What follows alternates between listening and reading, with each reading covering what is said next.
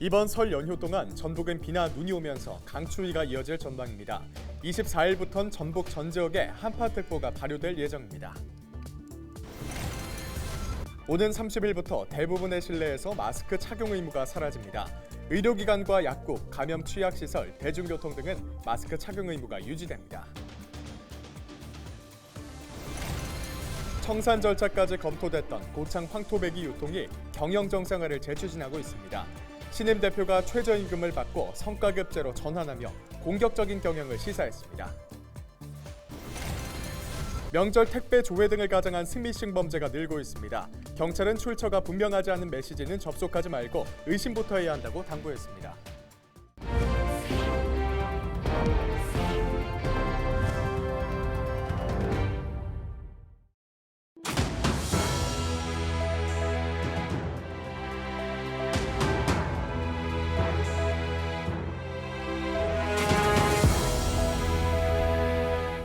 여러분 안녕하십니까? 헬로티비 전북 뉴스입니다.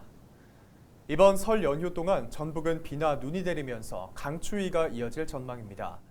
전주기상지청은 설 당일인 22일 전북 대부분 지역에 비나 눈이 내릴 전망이라고 밝혔습니다. 연휴 마지막 날인 24일부터는 전북 서해안과 남부 내륙을 중심으로 눈이 내려 교통안전과 건강관리에 각별한 유의가 필요합니다.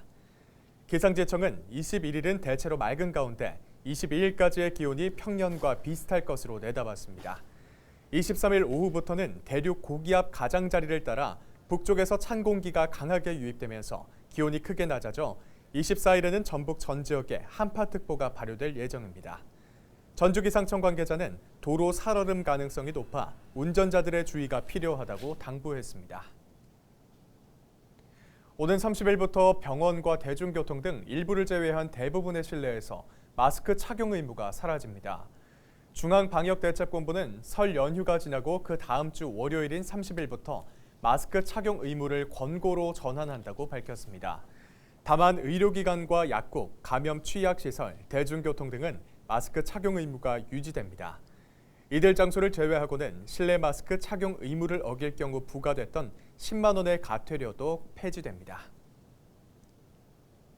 고창 황토배기 유통은 만년 적자 운영이라는 오명을 받으면서 민선 8기 고창군 인수위원회에서 청산 절차까지 검토됐던 곳인데요. 네, 하지만 국민 대다수가 출자한 회사이기 때문에 경영 정상화 정책이 다시 추진되고 있는데요.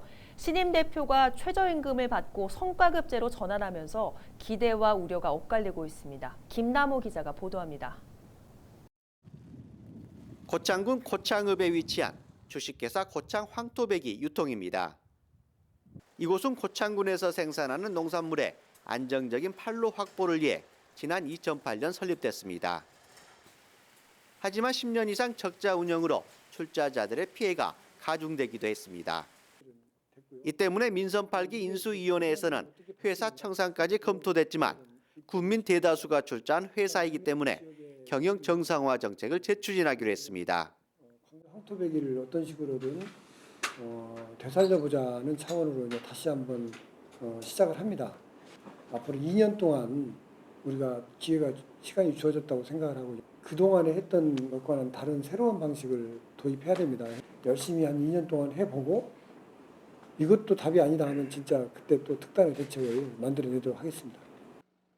고창군은 대표이사 임기를 3년에서 2년으로 단축하고 경영 실적에 따라 연임할 수 있도록 바꿨습니다. 대표이사의 연봉도 최저임금으로 책정하고 성과에 따라 인센티브를 지급하는 성과급제로 전환했습니다. 최근 3년간 경영 개선을 위해 지원한 15억 원의 예산도 회사 사업자금으로 활용할 예정입니다. 황토배기 유통이 보다 더 활발하게 움직이고 성과를 많이 내서 황토배기 유통도 살아나고 농가도 이익이 되는 시점 그 방법을 도입하기 위해서 성과급제를 도입하게 됐던 것입니다. 농가에서 생산된 농축산물을 소비자에게 유통 단계를 최대한 줄여서 전달하는 역할, 그 역할을 하고자 하는 것입니다. WTO와 FTA 협상 등 농산물 개방에 대비하기 위해 신설됐지만 78억 원이라는 자본금만 잠식된 고창 황토배기 유통. 최저임금과 성과급제라는 배수진을 치고 공격적 운영 계획을 밝히면서 경영 정상화가 이루어질 수 있을지 관심이 모아지고 있습니다. 헬로티비 뉴스 김나우입니다. 명절 택배 조회 등을 가장한 문자 사기, 이른바 스미싱 범죄가 늘고 있습니다. 주로 명절을 노린 택배 사칭 문자가 많고 교통범칙금 조회 등 공공기관을 사칭한 문자도 많은데요. 출처가 분명하지 않은 메시지는 접속하지 말고 일단 의심부터 하는 것이 좋겠습니다. 이하영 기자의 보도입니다.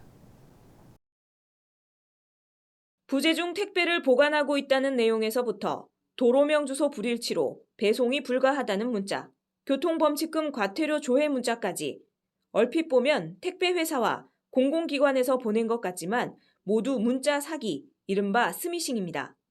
문자 메시지에 포함된 인터넷 주소를 누르는 순간 악성 앱이 깔리면서 개인정보와 금융정보 등이 유출돼 큰 피해를 볼 수 있습니다.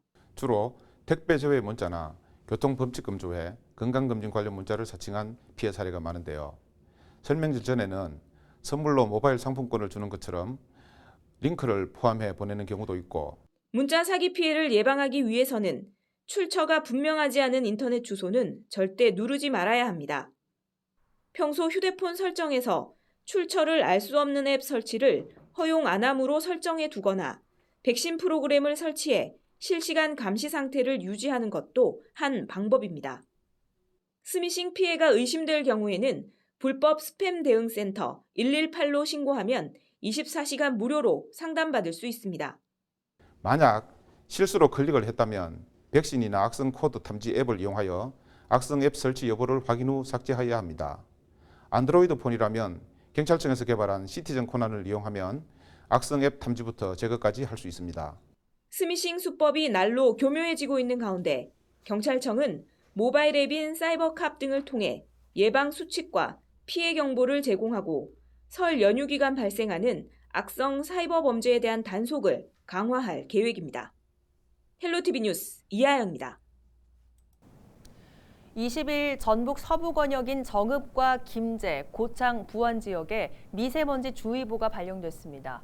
전라북도 보건환경연구원은 지난 18일 중국 북부와 내몽골 고원에서 발생한 황사의 영향을 받아 서부권역 평균 농도는 세제곱미터당 166 마이크로그램을 기록했다고 밝혔습니다. 전주와 익산 등 중부권역과 남원과 임실 등 동부권역에도 추가 주의보가 발령될 가능성이 있어 지속적인 관심이 필요하다고 밝혔습니다. 미세먼지 주의보는 시간당 평균 농도가 세제곱미터당 150 마이크로그램 이상이 2시간 지속되면 발령됩니다. 정읍시 수성동 정읍소방서 앞에 한 도로에서 3중 추돌 사고가 발생했습니다. 20일 오전 8시 50분쯤 정읍시 수성동 정읍소방서 앞 교차로에서 SUV 차량이 앞서가던 승용차를 들이받았습니다. 이후 뒤따라오던 베르나 모델의 승용차가 SUV 차량을 피하지 못하고 잇따라 추돌했습니다. 이 사고로 베르나 승용차 운전자와 동승자 등 2명이 다쳐 인근 병원으로 옮겨졌습니다.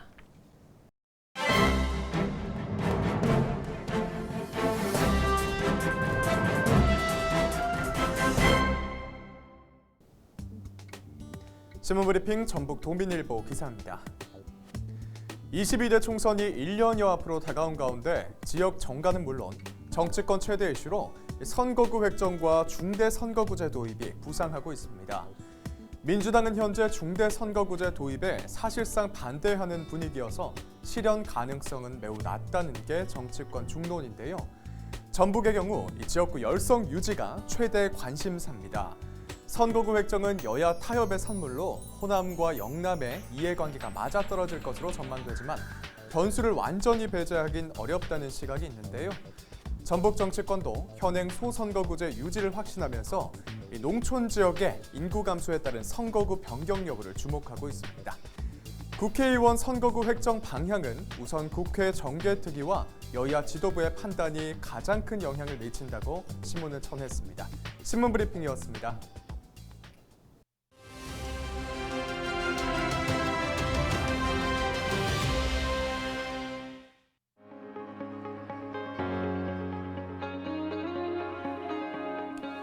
삼 년 만에 코로나에서 자유로운 설 명절을 맞았습니다. 이에 따라서 고향 대신에 해외로 떠나는 여행객들도 급증했다고 하는데요. 해외 대부분 나라의 입국 규제가 풀렸고 또 방역 절차가 간소화되면서 여행을 자유롭게 떠날 수 있는 분위기가 만들어졌기 때문입니다. 한 온라인 여행사에서 조사한 올해 설날 연휴 트렌드를 좀 살펴보면 지난해 연휴 대비 해외 패키지 여행 이용률은 3,187%, 항공권 이용률은 3,135%나 크게 증가한 것으로 나타났습니다.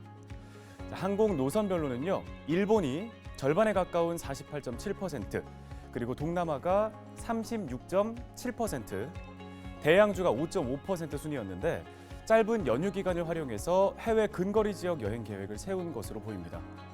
인천공항에만 설 연휴 기간 하루 평균 12만여 명의 여행객 발길이 이어질 것으로 예상된다고 하는데요. 지난 설보다 13배나 많은 수치입니다. 이렇게 고향 대신에 해외 찾는 여행객들이 크게 늘었는데 고향에서 자녀를 기다린 부모님들 계시다면 조금은 서운한 마음도 들 것 같습니다. 부모님께도 안부 꼭 전해주시고요. 가족과 함께 따뜻하고 행복한 설 명절 보내시기 바랍니다. 데일리 브리핑이었습니다. 남원시 산내면 지리산 국립공원의 반선 주차장이 1년 동안 무료 개방됩니다. 남원시는 산내면 주변 주차 공간 부족을 해결하기 위해 차량 71대를 수용할 수 있는 반선 주차장을 지자체에서 운영한다고 밝혔습니다. 무료 공영 주차장을 통해서 불법 주정차 문제를 해결하고 관광객들이 편안하게 지리산을 방문할 수 있도록 주차 문제 해결에 적극 나서겠습니다. 남원시는 주차장 운영 효율에 따라 공영 주차장 이용 연장과 해당 부지 매입을 검토할 예정입니다. 이상으로 뉴스를 마칩니다. 함께해 주신 여러분 고맙습니다.